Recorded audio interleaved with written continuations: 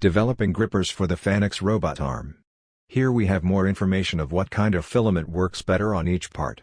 The TPU filament offers a soft and flexible touch. The PLA filament is harder and also can break if bended too hard. There is two kinds of boot grippers. The version 1 was an early design, but on the version 2 of the boot we get a better grab, and this new design give us more space too. Here we can see the grippers at work. Using the version of the boot V1 the grippers almost end up losing the first piece.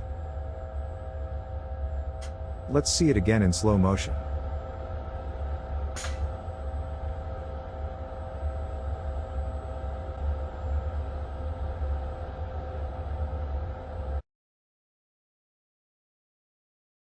On the other hand, using the version 2 of the 3D printed boot, we can see that the robot's grippers are getting a firm grab of the piece.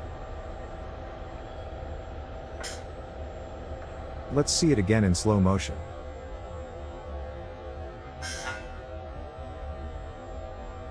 The biggest challenge in designing these 3D parts was to ensure printability without supports, which required careful consideration of the angles to prevent structural failure.